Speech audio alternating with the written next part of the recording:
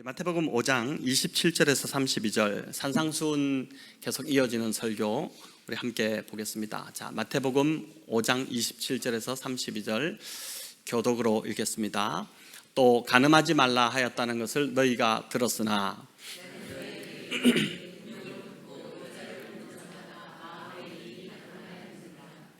만일 네 오른눈이 너로 실족하게 하거든 빼어내 버리라. 네 백체 중 하나가 없어지고 온몸이 지옥에 던져지지 않는 것이 유익하며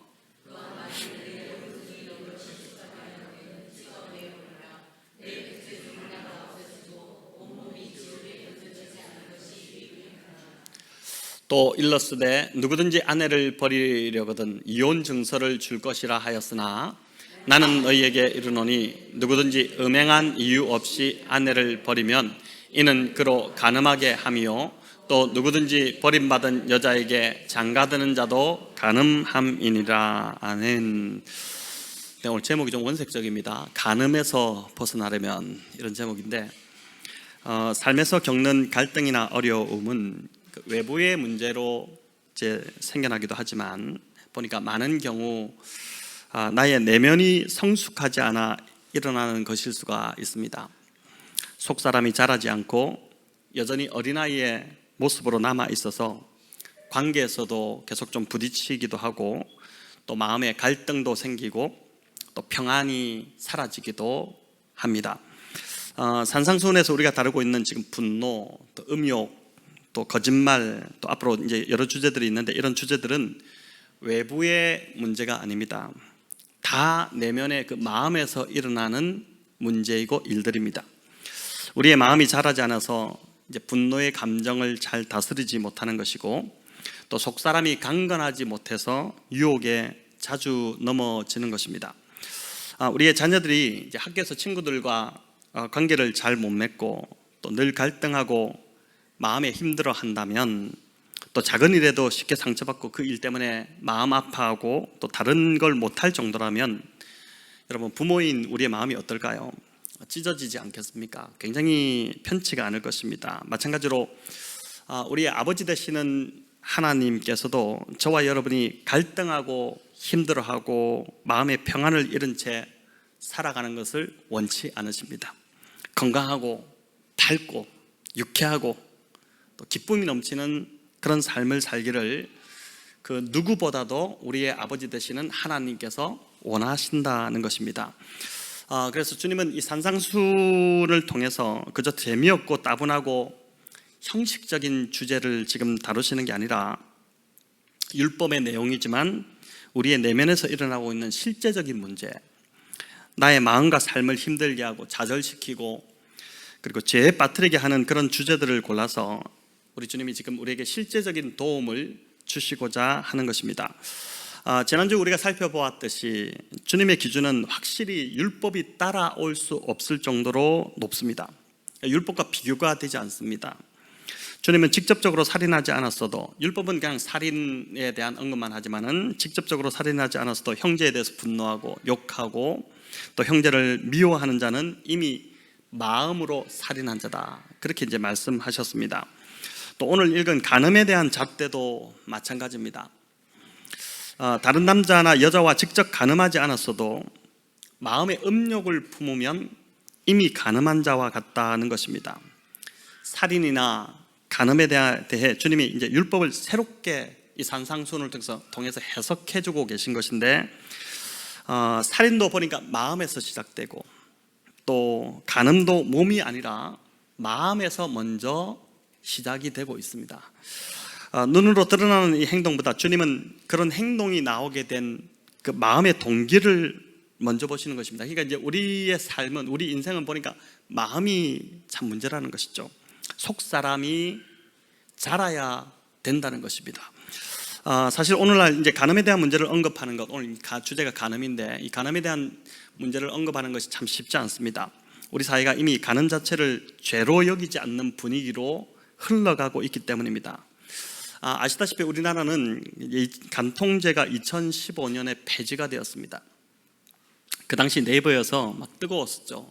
한 5만 8천여 명을 대상으로 여론조사를 했는데 간통죄를 유지해야 된다는 찬성하는 쪽이 49.63% 이렇게 나왔고, 폐지하자는 주장이 50.37%가 나왔습니다. 박빙이었지만은 국민 절반 이상이 이 간통은 죄가 아니라는 생각을 갖고 있었다는 것이 참 이게 충격을 주는 그러한 일이었습니다.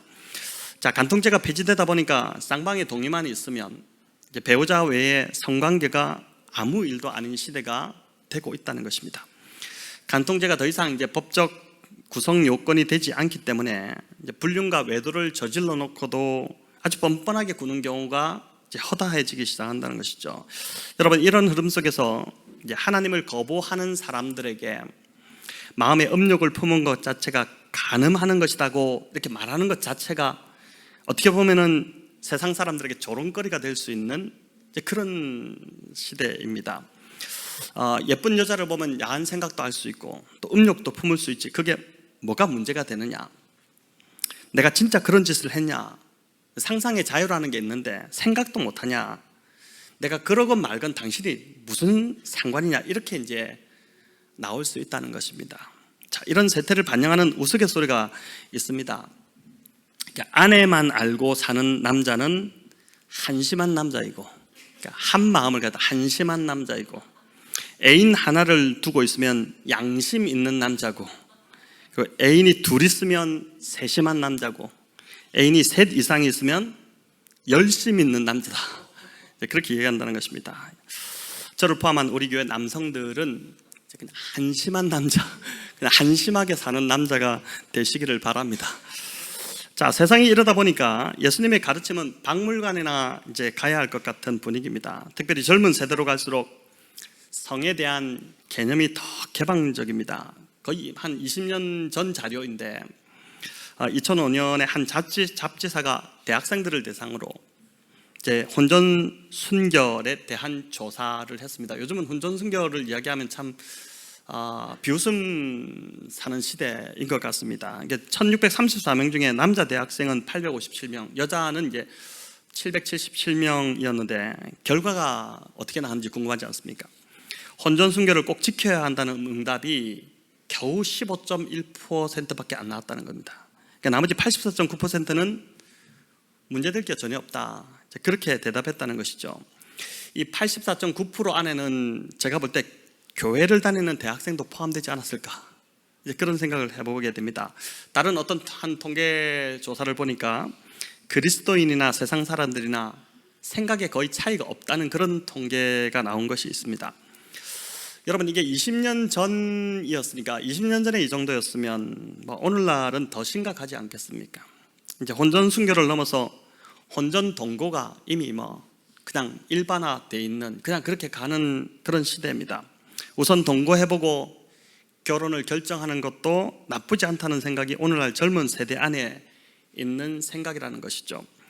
자, 세상이 이적용이 되다 보니까 우리 자녀들도 보니까 세상에 점점 물들어 갑니다. 그래서 참 주일학교 교육이 중요하고 또 가정의 예배가 중요하고 교육이 중요하고 신앙적으로 아이들을 잘 가르치는 것이 참 중요한 그러한 우리가 시대를 살고 있는데, 하지만 주님은 시대가 아무리 악해도 오늘 이 산상수훈 변치 않는 진리를 통해서 하나님의 백성들은 주님의 말씀대로 또 하나님 나라의 가치대로 살아야 한다는 것을 알려줍니다.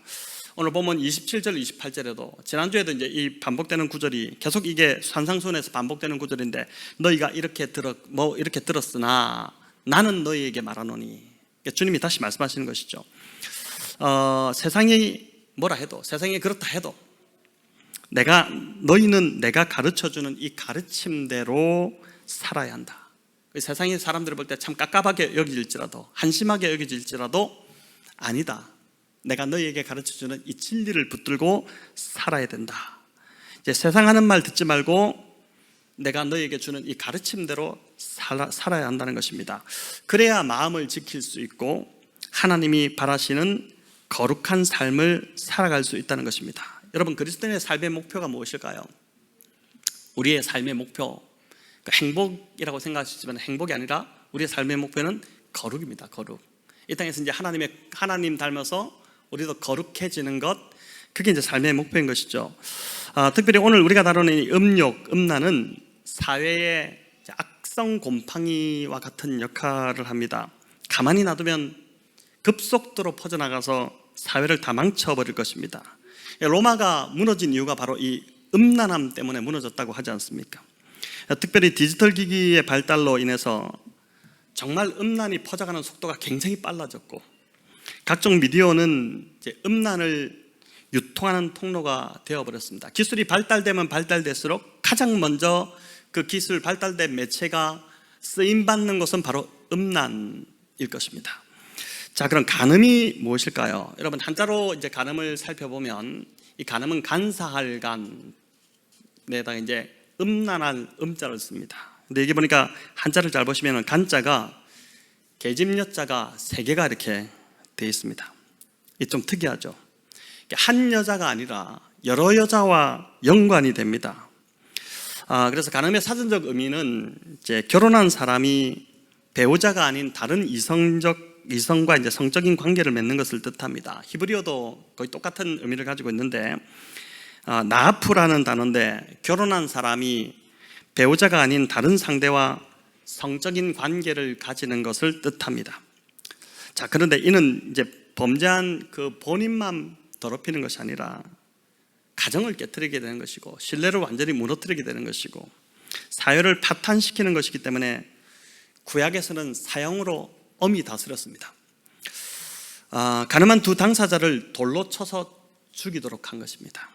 이 율법을 오늘날 그대로 적용한다면 돌 맞아 죽을 사람이 얼마나 많겠습니까?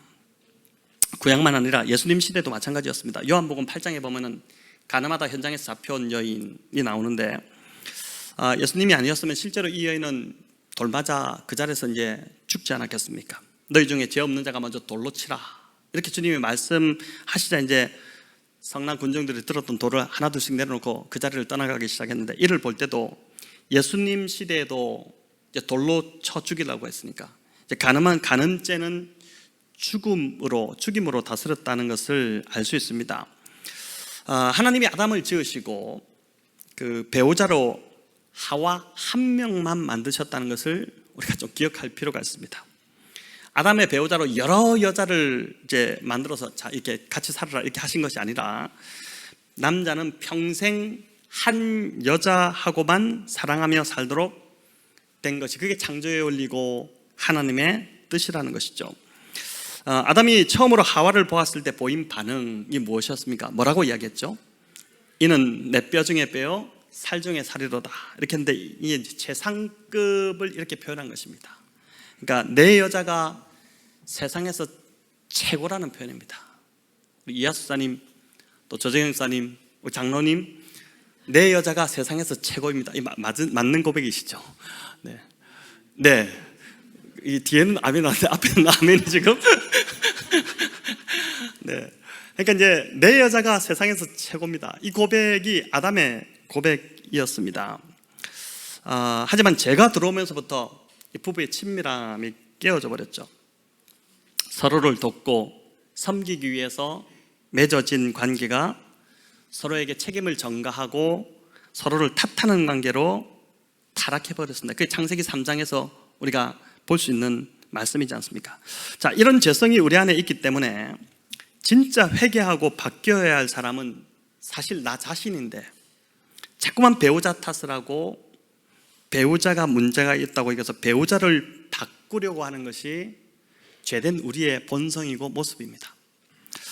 미국에서 아주 재밌는 책이 하나 출간되었는데 제목이 30일 만에 아내 변화시키기, 이런 책이었습니다. 와이프 변화시키지. 근데 이 책이 일주일 만에 무려 얼마가 팔렸냐면 정말 불티나게 팔렸는데 200만 부 이상이 팔려나갔습니다. 일주일 만에. 여러분, 이게 정말 대단한 겁니다.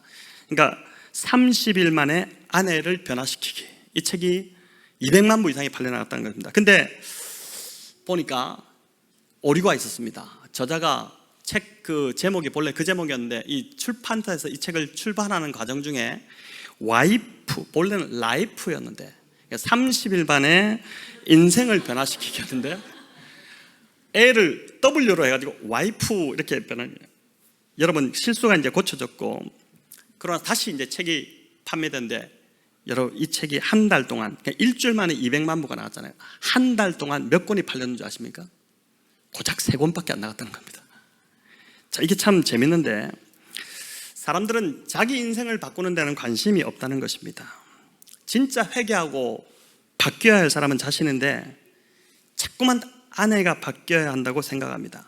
아내가 바뀌면 인생도 바뀔 거라고, 자기 인생도 바뀔 거라고 착각하는 것이죠. 자, 이는 교회 공동체 안에서도 마찬가지입니다. 성경은 변화는 누구로부터 시작된다고 합니까? 나로부터 시작되는 겁니다. 그걸 강조하죠. 근데 죄성을 띤 인간은 자꾸 남 탓을 합니다. 이게 아담의 후손들 안에 나타나는 대표적인 증상입니다. 저 사람이 바뀌어야 한다고 생각합니다. 저 사람이 변하지 않아서 내 인생이 힘들다고 합니다. 하지만 정말 바뀌고 회개해야 할 사람은 정작 나 자신이라는 사실을 외면하고 또 극구 부인하기까지 합니다. 이게 죄성을 띤 인간들의 자연스러운 모습이라는 것이죠. 한 50대 남자가 유언장을 써서 공증을 받으러 왔습니다. 근데 그 유언장이 하도 엉뚱해서 변호사가 이제 물었습니다.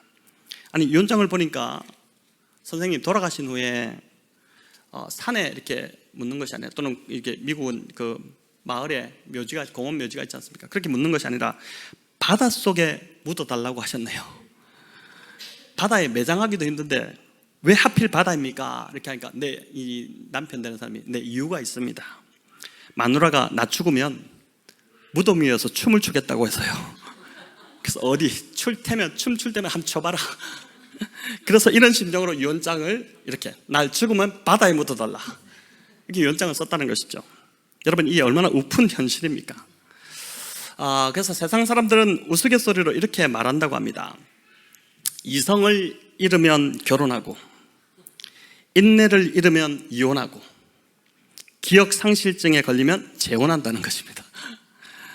세상에서 가장 친밀한 관계로 지음받은 게 부부인데, 죄가 들어오면서 서로를 향해 너 죽고는 못 산다 이렇게 하던 관계가 너 죽으면 난 자유다, 이런 관계로 타락해 버렸다는 것이죠. 성경은 이런 관계의 파괴가 인간이 하나님처럼 되고자 하는 죄부터 시작되었다는 것을 말씀합니다. 오늘 다루고 있는 이 간음, 또 음욕, 또 이것도 이제 다 죄의 열매죠. 죄의 열매입니다. 성욕은 하나님께서 부부에게 주신 최고의 선물입니다.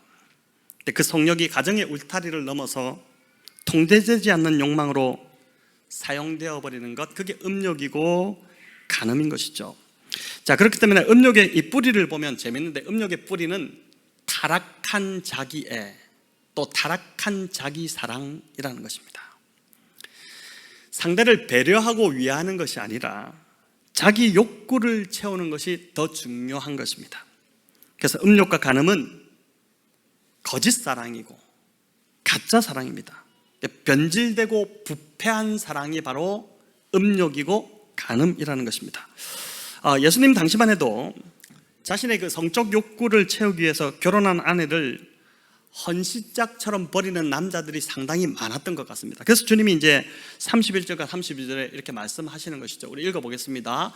또 일렀으되 누구든지 아내를 버리려거든 이혼 증서를 줄 것이라 하였으나 나는 너희에게 이르노니 누구든지 음행한 이유 없이 아내를 버리면 이는 그로 간음하게 하며 또 누구든지 버림받은 여자에게 장가드는 자도 간음함이니라. 자, 주님이 이제 이 본문에서 오늘 이렇게 말씀하셨는데, 예수님 당시의 남자들은 이혼 증서만 써주면 얼마든지 아내를 버릴 수 있다고 그렇게 생각을 했습니다. 자, 그럼 모세는 왜 이혼 증서를 써주라고 했을까? 이게 모세가 이렇게 하라고 한 건데 왜 그랬을까? 신명기 24장에 그 내용이 상세하게 나오는데 24장 1절만 우리 읽어보겠습니다. 사람이 아내를 맞이하여 데려온 후에 그에게 수치되는 일이 있음을 발견하고 그를 기뻐하지 아니하면 이혼 증서를 써서 그의 손에 주고 그를 자기 집에서 내보낼 것이요. 이게 모세가 이제 명령한 겁니다. 근데 하나님이 모세에게 주신 것들을 모세가 이제 율법으로 만들어서 명령을 한 건데, 여기 보면 수치되는 일이 발견되었을 경우, 그래서 그 여자가 마음에 들지 않으면 이혼 증서를 써서 그 손에 들려주고 집에서 내보낼 수 있다, 이렇게 되어 있습니다. 여러분, 이 수치되는 이 일이 뭘까? 추석적으로 이제 제가 찾아보니까 육체적 결함이 발견되는 경우를 말합니다. 이게 정확하게 뭔지는 모르겠어요. 뭐 아이를 못 낳는다든지 뭐 여러 가지 일이, 육체적인 뭔가 결함이 있지 않겠습니까? 근데 분명한 거는 간음은 이유가 아니라는 것입니다. 간음은 아니라는 것이에요. 그래서 모세가 이 결혼 증서를 써서 여자의 손에 주고 집에서 내보내라고 한 이유는 그 이혼 증서가 이 여자가 간음죄를 지은 것이 아니라는 것을 확인해 준다는 것입니다. 이해되시겠죠? 여자가, 이 말은 다시 말해서 여자가 다시 재혼할 수 있도록, 간음한 여자는 안 됩니다. 돌로 맞아 죽습니다. 그 이혼 증서, 이건 여자가 그냥 결함이 있어서 이 남자가 살기 싫어서 내보낸 것이니까 이 여자가 다시 결혼할 수 있는, 재혼할 수 있는 길을 열어주는 것이 바로 이혼 증서였다는 것입니다. 그런 목적이었습니다. 이 여자가 이혼 증서를 갖고 있지 않으면 어떻게 될까요? 그 당시 그 공동체 속에서 간음을 해서 쫓겨난 거로 오해받을 수 있게 되고, 집에 이제 왔는데 너 왜 들어왔냐? 뭐 이렇게 말해도 믿지 않을 거지 않습니까? 간음했구나. 그렇게 해서 돌에 맞아 죽을 수 있기 때문에 그 여자를 보호하고, 당시 연약한 여자들, 정말 막 이렇게 좀 여성의 인격이 무시되던 그 시대에, 그래서 재혼할 기회를 주기 위해서 이혼 증서를 써주라고 모세가 이야기한 것입니다. 이 얼마나 약자를 배려하고 또 위하는 그런 은혜의 법입니까? 그런데 음욕에 불타는 남자들이 이 법을 악용해서 이혼 증서만 써주면 마음대로 여자를 버릴 수 있다고 했지. 그렇게 해서 이제 엉뚱하게 해석을 해버린 것입니다. 참 악하죠. 얼마나 악합니까? 모세가 명한 이혼 증서가 본래의 취지를 벗어나서 남자들의 음욕과 이기심을 충족시키는 방편으로 그냥 전락해 버린 것입니다. 이에 대해서 예수님이 단호한 입장을 취하셨는데 마태복음 19장에 이렇게 나옵니다. 우리 같이 읽어보겠습니다. 바리새인들이 예수께 나와 그를 시험하여 이르되 사람이 어떤 이유가 있으면 그 아내를 버리는 것이 옳으니까? 예수께서 대답하여 이르시되 사람을 지으시니가 본래 여자로 지으셨고 그러므로 사람이 그 부모를 떠나서 아내에게 합하여 그 둘이 한 몸이 될지니라 하신 것을 읽지 못하였느냐? 여러분, 여기 보십시오. 바리새인들이 지금 이혼의 조건을 예수님께 묻고 있습니다. 참 이런 질문 자체가 너무 수준이 낮지 않습니까? 근데 주님은 결혼의 의미를, 이혼의 조건, 이유 이런 걸 따져 결혼의 의미, 결혼의 목적을 자세히 설명해 주신 것이죠. 그러니까 질문과 답의 수준 차이가 너무 납니다. 바리새인들은 모세의 율법도 바르게 해석하지 못해, 이 율법을 해석하는 자들인데 율법도 제대로 해석하지 못했을 뿐더러 법 이전에 자비가 있다는 사실을 알지 못했습니다. 주님은 이미 한 몸이 되었는데 어떻게 한 몸을 쪼갤 수 있느냐? 한 몸을 한번 쪼개봐라. 그러면 죽는 것이지 않느냐? 그래서 음행한 이유 외에는 절대 하나님이 짝져주신 것을 사람이 나눌 수 없다. 그렇게 이제 못을 박으신 것입니다. 음욕이나 음란, 간음은 그래서 결국은 가짜 사랑이고 가짜에 중독되는 것입니다. 그러니까 진짜가 아닌 모조품에 눈이 멀어버린 것, 그게 이제 간음이라는 것이죠. 여러분, 그래서 가짜 사랑인 이 음욕에서 벗어날 수 있는 길이 무엇일까요? 자, 말씀을 들어보니까 뭐겠습니까? 가짜 사랑에서 벗어날 수 있는 길, 그럼 바로 진짜를 경험하는 것입니다. 진짜 사랑을 맛보는 것이죠. 진짜를 경험하고 나면은 가짜가 싱거워집니다. 가짜에 더 이상 관심이 없어집니다. 우리는 누군가를 죽도록 사랑한다고 하지만 아마 이렇게 결혼하실 때 그렇게 결혼하신 분들이 있을 겁니다. 나 정말 죽도록 사랑할게, 당신을. 그렇게 이제 했는데 사실 그렇게 사랑해서 죽은 사람은 아무도 없습니다. 그렇지 않습니까? 다 살아있죠. 오히려 누군가를 죽도록 사랑한다고 하는 그런 사람이 사실은 오히려 더 위험할 수 있습니다. 자기가 죽기보다 누군가를 살해하는 사람으로 돌변할 수 있기 때문입니다. 뉴스에서 그런 걸 많이 보고 있지 않습니까? 잘못된 사랑, 왜곡된 사랑이 결국은 사람을 내가 죽도록 사랑하겠다 했다가 사람을 죽여버리는 그 일들이 일어나는 것이죠. 그런데 나를 위해 죽도록 사랑하신 분이 단 한 분이 계십니다. 누구죠? 예수님이시죠. 그래서 예수님의 진짜 사랑을 맛보면 나를 죽도록 사랑하신 그 십자가에서 증명되지 않습니까? 십자가가 증거지 않습니까? 나를 죽도록 나를 너무 사랑해서 진짜 죽어버리신, 난 정말 널 죽도록 사랑한다, 그래서 진짜 죽어버리신 그 예수님의 진짜 사랑을 맛보면은 간음과 음욕에서 벗어날 수 있다는 것입니다. 여러분, 주님이 극단적으로 눈을 빼버리고 팔을 잘라버리고 손을 잘라버리고 그렇게 차라리 해라 했지만은 손을 자르고 눈을 뺀다고 음란이 마음 안에서 사라질까요? 사라지지 않죠. 여전히 있지 않습니까? 그래서 진짜 사랑을 맛보게 되면, 예수님의 이 진짜 사랑을 맛보게 되면 간음과 음욕에서 벗어날 수 있다는 것입니다. 이 사랑을 맛본 대표적인 사람이 있습니다. 누구일까요? 요한복음 4장에 나오는데 누구죠? 수가성에 살던 그 사마리아 여인, 그 여인입니다. 여러분, 이 여인을 다 아실 텐데 참 이 여인은 2000년 역사에서 계속 자기의 남편이 5이 그걸 자랑하면서 지금까지 살고 있는데, 남편이 5이었지만 지금 살고 있는 사람도 제대로 된 남편이 아닙니다. 그렇기 때문에 아마 이 여인은 그가 살던 수가성에서 음란하기로 소문이 나 있었을 것입니다. 참 얼굴 두고 다니기가 좀 부끄러운 그런 삶. 그래서 우물을 길러온 시간도 6시경이라 되는데 이게 정오거든요. 12시. 사람이 그때는 우물 기르러 오지 않는 시간인데 사람이 아무도 없는 틈을 타서 우물을 기르러 온 것입니다. 시선을 피해서 온 것이죠. 주님은 이 여인이 스스로 자신의 그 문제의 뿌리를 볼 수 있도록, 주님의 참 합법이 탁월하시죠. 강요하지 않으시고 한마디 딱 던지시는데 내 문제가 뭐구나를 볼 수 있도록 이제 하는데, 우리 요한복음 4장 13절에서 15절 같이 읽겠습니다. 예수께서 대답하여 이르시되 이 물을 마시는 자마다 다시 목마르려니와 내가 주는 물을 마시는 자는 영원히 목마르지 아니하리니 내가 주는 물은 그 속에서 영생하도록 솟아나는 샘물이 되리라. 여자가 이르되 주여 그런 물을 내게 주사 목마르지도 않고 또 여기 물 기르러 오지도 않게 하옵소서. 아멘. 여러분, 이 여인이 겪고 있던 인생의 갈증, 그 목마름, 남자를 바꾼다고 해서 채워지는 문제가 아니었죠. 영원한 생수를 주시는 예수님을 만나야만 해결되는 문제였습니다. 그래서 주님은 이 여인에게 남편에 대한 이야기를 꺼내십니다. 그러자 이 여인이 화들짝 놀라면서 대화의 주제를 바꿉니다. 뭐로 바꾸죠? 예배로 바꾸어 갑니다. 바꿔서 끌고 가죠. 이 본문을 보면 좀 이상하다는 생각이 들지 않았습니까? 왜 그랬을까요? 여인은 문득 자신 안에서 솟아나야 하는, 예수님이 말씀하시는데 내 앞에 있는 이분이 뭔지 모르는 다른 분이, 이분이 나에게 말하는데 내 속에서 솟아나야 하는 샘물, 그게 나를 영원히 목마르지 않게 하는데 그게 뭔가 예배와 관련이 있지 않을까라는 생각을 한 것입니다.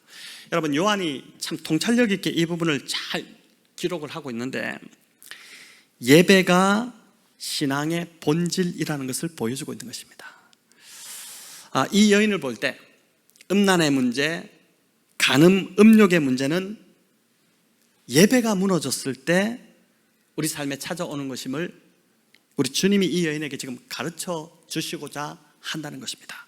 자, 이렇게 보면 음란, 음욕, 간음의 문제는 놀랍게도 그 뿌리가 예배에 다 있습니다. 예배에 다 있다는 것입니다. 음란은 결국 뭐냐면은 나를 예배하는 것이라는 거죠. 나를 예배하는 것이다. 음란은 나를 즐겁게 하는 것이고 나를 기쁘게 하는 것입니다. 음란은 하나님을 예배하는 것이 아니라 나를 예배하는 것이라는 것이죠. 간음은 겉으로 보기에는 누군가를 사랑하는 것처럼 보이지만 실은 그 사람을 이용해서 나의 성적인 욕구를 채우는 것이고 그것은 결국 나를 예배하는 것에 불과하다는 것입니다. 여러분, 이 말을 바꾸어 말하면 음란을 벗어날 수 있는 길이 보입니다. 뭐죠? 참된 예배입니다. 참된 예배, 바른 대상을 예배하는 것. 예배를 통해서 내적인 갈급함, 목마름이 해결되기 시작하면 주님이 말씀하신 대로 이렇게 되면 더 이상 엉뚱한 것을 구하지 않게 된다는 것이죠. 예배를 통해서 생수를 맛보게 되면 더 이상 목마르지 않게 되고 그냥 만족하게 되기 때문에 다른 누군가를 통해서 자신의 욕망을 충족시킬 이유가 없어진다는 것입니다. 다른 걸 자꾸 추구할, 다른 것을 찾을, 그래서 우리가 지금 끊지 못하고 있는 죄들, 우리가 반복해서 계속 짓고 있는 죄들, 이게 끊어질 수 있는 가장 좋은 방법은 예배를 통해서 참 예배의 대상이신 예수 그리스도, 하나님, 그분을 만날 때 정말 놀랍도록, 그것이 정말 징그러울 정도로, 그것이 정말 끔찍할 정도로 느껴져서 끊어지는 역사가 일어나게 된다는 것이죠. 여러분, 그래서 우리 성도님들, 예배를 절대 가볍게 여기지 마시기 바랍니다. 지금 나의 예배가 무너져 있다면 어떻게 해야 될까요? 다시 회복해야 되죠. 습관적 예배, 이제 A.W. 토저가 이제 습관적 신앙에서 벗어나라 이런 책을 쓰기도 했지만, 습관적 예배, 또 의무감에서 드리는 예배에서 벗어나야 됩니다. 말씀에 대한 사모함도 여러분 더 간절해져야 됩니다. 저는 그렇게 생각해요. 더 간절해져야 돼요. 내 마음 안에서 일어나는 이 갈등들과 평안을 잃어버린 상태는 예배가 무너졌기 때문에 일어나는 일일 수 있기 때문에 그렇습니다. 자, 그럼 어떻게 예배가 회복될 수 있을까요? 예배가 회복되기를 바라는 그런 사람들이 많습니다. 어떻게 예배가 회복될 수 있을까? 어떻게 해야 예배를 통해서 은혜를 경험하고 영적 목마름을 해결할 수 있을까? 여러분, 간단합니다. 예배를 가장 중요하게 여기면 됩니다. 예배를 가장 중요하게 여기면 돼요.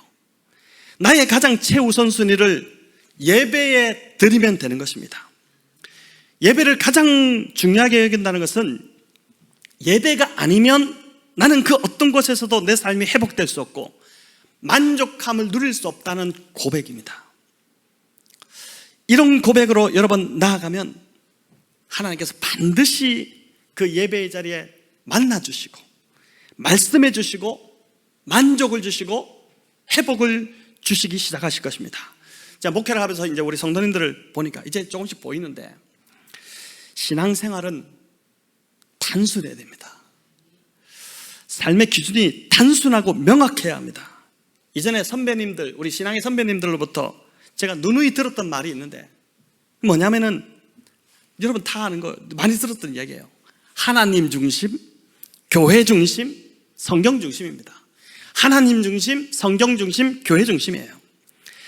삶의 기준이 아주 명확하지 않습니까? 자, 우리 성도님들 보니까 이 세 가지 기준이 분명히 서 있는 분들은 삶이 절대 복잡하지 않습니다. 어떤 상황에서 예배가 우선이고 하나님 일이 먼저라는 것이 내 안에 포기할 수 없는 기준이 되어버리면 마음에 갈등할 것도 없습니다. 여러분, 이 우선순위가 바뀌니까 자꾸 삶이 복잡해지고 사람 눈치 보게 되고 자꾸 이제 갈등 상황에 처하는 것입니다. 이스라엘 백성들이 하나님이 축복하셔서 가나안 땅에 들어갔을 때 하나님께서 분명한 기준을 주셨죠. 그건 어떤 상황에서도 하나님만 바라보고 섬기라는 것이었습니다. 눈 돌리지 마라. 니네 눈 돌아가지 마라. 그 땅에 들어가면 눈 돌아갈 게 너무 많다. 근데 그 눈 돌아가지 말고 하나님만 바라보라. 그거를 훈련시키셨죠. 하나님 그냥 말만 하신 게 아니라 광야 40년 동안 훈련시키셨잖아요. 그게 뭡니까? 만나였잖아요. 만나가 땅에서 솟아올랐습니까? 매일같이 하늘에서 내렸죠. 이스라엘 백성들이 아침에 나오면 늘 하늘을 바라봤습니다. 그렇지 않습니까? 하늘에서 만나가 내렸습니다. 하늘, 즉 하나님만 바라보고 사는 백성이 되라. 그 광야 40년 동안 하나님이 훈련시키신 것이었죠. 그런데 풍요의 땅, 그 가나안 땅에 들어갔을 때 그 풍요의 신 바알을 알게 되면서 눈이 돌아가기 시작합니다. 야, 이거 하나님만 믿어서는 안 되겠네. 이게 바알도 하나님도 섬기지만 바알도 놓치고 싶지 않았던 것입니다. 그 땅 사람들의 말을 들어보니까, 여러분, 그래서 바른 말을 들어야 돼요. 잘못된 말을 자꾸 듣게 되면은 이상하게 나도 이상해져 버립니다. 진리가 아닌 말들은 듣지 말아야 돼요. 그러니까 바른 말을 들어야 되는데 그 땅 사람들의 말을 자꾸 들어보니까 바알을 붙들어야 풍요롭게 살 수 있다는 생각이 들기 시작한 것입니다. 그게 마음이 점점 더 커지기 시작하니까 어떻게 됩니까? 중요한 순간에 하나님을 바라보지 않고 바알을 바라보게 되는 일이 일어나는 것입니다. 이도저도 아닌 삶을, 정말 어정쩡한 삶을. 그래서 엘리야가 뭐라고 합니까? 갈멜산에서 너희가 언제까지 하나님과 바알 사이에서 머뭇하려나, 갈짓자로 왔다 갔다 하려나. 보니까 계속 왔다 갔다 하고 있으니까. 여러분, 뭘 많이 하고 많은 걸 손에 쥐는 것 같지만 사실은 이런 삶은 늘 갈등하고 만족함이 없습니다. 하나님만 붙들어야 하는 하나님의 백성들이 바알까지 붙들려고 하다 보니까 하나님 주시는 복을 다 놓치고 있는 것이죠.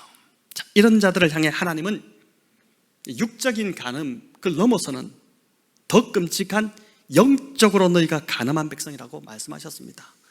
여러 선지자들을 통해서 얼마나 이 말씀을 많이 하셨는지 몰라요. 여러분, 구약을 읽어보십시오. 선지서를 읽어보면 계속 반복되어 나올 말이 너희가 영적으로 배교하고 간음했다, 그 이야기를 하십니다. 삶의 우선순위를 예배와 교회를 중심으로 살아가면 여러분, 삶이 단순해지고 만족함과 기쁨이 생기기 시작합니다. 주님을 섬기고 교회를 섬기면서도 힘들 것 같죠? 힘들지 않습니다. 지치지도 않고 늘 기쁨이 있습니다. 이게 세상이 알지 못하는 비밀입니다, 여러분. 근데 야고보 사도는 하나님도 붙들고 세상도 포기하지 못하는 자들을 향해서 뭐라고 책망합니까? 두 마음을 품은 자들아, 그렇게 말씀하시죠. 교회를 다니면서도 또 봉사를 하면서도 두 마음을 품고 사는 사람들이 너무 많습니다. 예배와 내가 중요한 일이 겹치면, 또 하나님과 내가 정말 아끼는 것이 겹치면 갈등하고 고민합니다. 왜요? 두 마음을 품었기 때문이죠. 야고보 사도는 두 마음을 품은 자들에게 뭐라고 고면하냐면은 마음을 성결하게 하라, 이렇게 말씀합니다. 마음을 성결하게 하라. 야고보서 4장 8절에서 그렇게 나오는데, 여러분, 이 말은 영적 우선순위를 바르게 정하라는 것입니다. 마음을 성결하게 하라, 영적 우선순위를 바르게 정해라. 내 일보다 하나님의 일이 우선이고, 그게 맞지 않겠습니까? 우리가 하나님 백성인데, 우리 주인이 하나님이신데, 여러분, 누구의 종이다, 직장만 하더라도 그렇잖아요. 직장에서 어떤 급한 일이 있는데 내 사정이 있더라도 직장 일이 우선이죠. 그렇지 않을까요? 저도 교회 일이 있을 때 집안 일이 있더라도 제쳐놓고 교회 일이 있으면 교회가 우선인데, 제가 이 일이, 교회 일이 저희 일이기 때문에 우선이 되는 것이거든요. 우리의 주인 되신 하나님의 일이 우선이라는 것입니다. 교회가 우선되고 예배가 가장 최우선 순위가 되면 그 예배를 통해서 하나님의 사랑을 경험하게 될 것이고, 내 마음이 무엇보다도 회복되기 시작한다는 것입니다. 여러분, 이것이 육적인 간음, 더 나아가서 영적인 간음에서 벗어나는 길이라고 오늘 말씀을 우리에게 교훈하고 있는 것입니다. 여러분, 무엇보다 가장 잘 생각하셔야 될 것은 우리만 아니라 우리의 자녀들을 생각해야 됩니다. 제가 청소년 사역 11년을 했기 때문에 이런 상황을 너무나도 많이 봤습니다. 우리 자녀들은 부모인 우리의 모습을 보고 우선순위를 따라하게 됩니다. 여러분, 이거는 분명합니다. 하나님 중심, 예배 중심이 우리 자녀들에게도 똑같이 우선순위가 되려면 어떻게 해야 될까요? 부모인 우리가 보여줘야 되는 거예요. 우리가 그렇게 살아야 되는 것입니다. 그리고 우리가 그렇게 살 때 우리의 자녀들도 그렇게 살 것이고, 그렇게 사는 자녀들의 삶이 반드시 복이 될 것입니다. 복잡하게 살지 않고 갈등하지 않을 것입니다. 우리 자녀들이 주님을 섬기고 교회를 섬기면서도 기쁨이 넘치고 즐거워하게 될 것입니다. 여러분, 이것이 우리가 바라는 바이지 않습니까? 우리 기도하는 바가 이거지 않습니까? 자, 이제 말씀을 맺겠습니다. 성도 여러분, 하나님 중심, 예배 중심, 교회 중심으로 살아감으로 이 육적 간음, 영적 간음에서 벗어나서 평안과 기쁨의 삶을 살아가시기를 우리 주님의 이름으로 축원합니다.